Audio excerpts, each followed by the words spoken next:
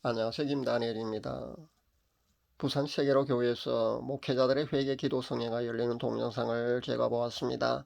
거기에 보니까 10가지 회개 기도 제목 중에 가장 큰 한국 교회의 죄악인 배도에 관한 제목은 빠져 있더군요. 몇몇 댓글을 보면서 저는 얼굴이 다 화끈거렸습니다. 한국교회는 어쩌다가 평신도가 목회자들 보고 회개하라고 외치고 있는가 말입니다. 기도하는 그 목사도 장로가 평신도가 목회자를 보고 회개하라고 한다면서 기도회를 그렇게 인도하고 있던데 전 쥐구멍이라도 들어가고 싶었습니다. 좋습니다. 이벤트성 회개라도 좋습니다. 일단 그렇게 시도하는 것 그 자체는 제가 박수를 보냅니다. 전 5년 전 큰 회심 후 카카오 스토리를 통해서 회개를 외쳤습니다. 그러다가 유튜브를 통해서 회개를 외친 지는 2년이 다 돼갑니다. 제 앞 동영상을 보시면 잘 아시겠지만 이 나라가 얼마나 위험 속에 있는지 그 원인이 무엇인지 역사적으로 성경적으로 제가 조명을 하면서 그렇게 회개를 외치고 또 외쳤습니다. 구독자 수가 얼마 되지 않으면서 듣기 좋은 소리도 한두 번이지 가장 듣기 싫어하는 회개를 주구장창 외치고 있었으니까 아마도 제 동영상을 듣는 사람들의 그 영적인 피로도가 아마 굉장했지 않는가 그랬을 것 같은 느낌이 지금에야 제가 그것을 알게 되었습니다. 정말 미안합니다. 그러나 오늘 또 저는 이렇게 외칩니다. 이제 구독자 수도 그때 비하면 300명 이상이나 더 늘었기 때문에 다시 한번 회개를 외칩니다. 한국교회는 회개 없이는 희망이 없다는 겁니다. 황교안 전 대표가 분명히 회개를 외치면서 그런 말씀을 전했습니다. 한국교회의 회개가 아니고요. 하나님이 목회자들이 회개하면 이 나라를 살려주겠다고 그렇게 분명히 말했습니다. 정확한 표현입니다. 정확한 지적이고 정확히 하나님 말씀을 전했다고 저는 생각합니다. 왜냐하면 저도 한국교회라고 늘 한국교회 회개를 외쳤습니다만 사실은 목회자들이 잘못이거든요. 배도가 순진한 평신도들의 잘못입니까? 아니라는 겁니다. 세계적인 단체에 가입하고 모두들 한자리씩 꿰차고 목에 힘주는 그런 명예를 좋아하는 목회자들이 잘못된 의식과 영적인 무지가 빚은 잘못이 바로 배도라는 겁니다. 아직도 여전히 배도로 인식조차 못하고 있으니까 가장 큰 죄악인 배도에 대한 회개를 하지 못하고 있는 것이 아닌가 저는 생각합니다. 가장 큰 교단에 속한 목회자들이 그 총회에서 결정하는 걸 여러분도 아마 똑바로 보셨을 줄로 압니다. 합동 측 총회 말입니다. 400 몇십 대 500 몇십 그렇게 WEA와 계속 교류한다고 발표하는 그 상황을 여러분도 아마 보셨을 겁니다. 통합 측은 어떻습니까? 2013년 백스코에서 WC 한국 총회를 이끈 사람이 바로 명성교회 김사만 목사가 아닙니까? 통합 측 목사를 붙잡고 한번 물어보십시오. 거의 모든 목사가 아마 WCC를 에큐메니칼 운동일 뿐이라고 그렇게 인식하고 있을 겁니다. 그러니까 그것은 배도가 아니라고 그렇게 인식하고 있다는 겁니다. 이런 인식의 바탕에서 배도에 대한 그 회개를 기대한다는 그 자체가 솔직히 무리가 있다는 겁니다. 목회자들이 인식의 전환 없이는 사실은 한국교회 배도에 대한 회개는 요원하다는 겁니다. 정말 슬픈 일입니다. 이번 세계로교회에서 열린 그 회개 기도성의 동영상에 달린 댓글을 제가 하나 소개해 드릴까 합니다. 김사라라는 닉네임을 사용하는 분의 대언의 말씀입니다. 그 대언의 말씀을 제가 소개해 드리겠습니다. 목사들이 사람 앞에서 회개하노라 무릎 꿇느냐 회개는 내 앞에서 해야 하느니라. 그들이 나와 독대하던 자리는 거미줄로 가득하고 풀이 무성하다. 각자의 골방을 청소하고 나와 만나야 할 것이라. 그들이 차라리 신학을 하지 않고 목회자가 되지 않음이 오히려 좋을 뻔하였느니라. 그들은 내 앞에서 썩은 악취만 내는 더러운 쓰레기들이다. 내 양들의 피를 빨아먹는 거머리들이다. 이게 바로 대언의 말씀이고요.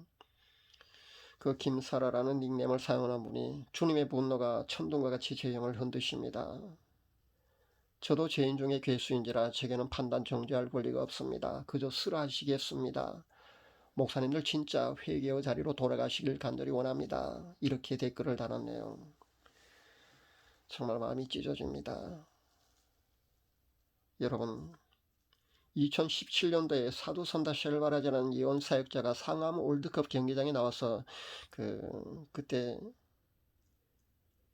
회개 기도회를 열 때 말입니다. 그때 하나님의 말씀을 대언할 때 분명히 이렇게 대언했습니다. 너희가 회개하면 아무 일도 없게 해주겠다고 말입니다. 그런데 6만 좌석 중에 약 1000명 정도밖에 모이질 않았습니다. 그때 사도 선다셀바르가 분명히 이렇게 대언했습니다. 앞으로 젖먹이 어린아이까지 내게 와서 울어야 하리라. 그렇게 말입니다. 그만큼 심각하다는 겁니다. 하나님 심판의 도구가 계속해서 쓰여지겠다는 그 말이거든요. 하나님 심판하시겠다는 말이 아닙니까? 그리고 이번 대선은 내가 택한 후보가 있다 그러나 너희가 회개하지 않으면 사악한 자가 대통령이 될 것이다. 그렇게 또 대언했습니다. 여러분, 그때 거기 모인 목회자들은 거의가 군소교회의 목회자들이었습니다.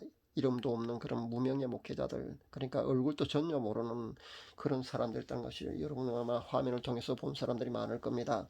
대형교회 목회자는 코빼기도 보이지 않았습니다. 그리고 방송을 통해서 그 잘난 얼굴을 많이 비춰준 그런 목회자들도 한 사람도 없었고요. 그때 저도 집 골방에서 3일간 금식했습니다. 저도 3일간 금식하면서 간접적으로 그 회개 기도에 참가했었습니다. 그때 군소교회 목사님들이 무릎을 꿇고 통곡을 하면서 울었습니다. 주여, 우리는 아닙니까? 우리는 아닙니까? 그러면서 울면서 하나님께 기도했습니다. 그 후에 나라는 여러분도 잘 아시다시피 악한 지도자가 세워지게 되었다는 겁니다. 그리고 그 악한 지도자가 나라를 단시간에 아주 초토화시켜 버렸습니다. 그리고 우리는 또다시 악한 지도자가 세워질 위기에 처해 있다는 겁니다. 이래도 정신 차리지 못하는 한국교회는, 아니 목회자들은 하나님은 어떻게 보실까요? 2013년 백스코에서 개최된 WC 한국 총회 후에 이 나라에 펼쳐지고 있는 현실을 제가 가감없이 소개해 드리도록 하겠습니다. 제가 여러 번 외친 내용들입니다. 하나님의 심판은 분명히 단계가 있습니다. 그런데 그 단계가 점점 강도가 세진다는 겁니다. 하나님의 심판을 성경에서 행한 대로 제가 소개해 드리겠습니다. 첫 번째 하나님의 심판의 도구는 레위기 26장 17절에 나와 있습니다. 악한 지도자가 세워진다는 겁니다. 여러분, 그 WCC 한국 총회가 2013년에 백스코에서 개최된 후에 박근혜 대통령 불법 탄핵이 되었습니다. 그 후에 결국은 악한 지도자가 세워지게 되었고요. 그리고 지금은 우리는 한 번 더 악한 지도자를 보게 될 수도 있는 그런 상황에 직면해 있다는 겁니다. 정말 정신 차리지 않으면 이 악한 지도자가 한 번 더 세워지게 된다면 우리나라는 정말 위태위태하게 된다는 겁니다. 아주 험난한 그런 상황으로 갈 수 있다는 것을 우리가 알아야 합니다. 두 번째 하나님의 심판의 도구는 레위기 26장 18절에 20절 그리고 29절에 나와 있습니다. 그것은 바로 경제가 아주 극심하게 어려워진다는 겁니다. 제가 이것은 그 전에 예언을 했었습니다. 경제 불황은 제가 아마 우리나라에서 제일 처음으로 아마 예언했지 않나 싶습니다. 다시 한번 소개합니다. 제가 어떻게 경제 불황을 예언했느냐 하면요. 제가 본 것은 바로 이렇습니다. 많은 사람들이 줄을 서서 어떤 곳으로 향하고 있었습니다. 그래서 저도 거기 줄을 서서 뒤따라가 보았습니다. 그런데 식당보다 훨씬 큰 그 어떤 실내 공간에 식탁이 놓여져 있었고요. 많은 사람들이 거기 앉아서 큰 접시에 그 닭백숙 같은 것을, 그런 음식을 뜯어 먹고 있었습니다. 제가 그것이 무엇인지 궁금해하는 순간 그 접시가 클로즈업 되어 보였습니다. 그런데 놀랍게도요, 그것은 닭백숙이 아니었고요. 갓난 어린아이를 삶아서 뜯어먹고 있었다는 겁니다.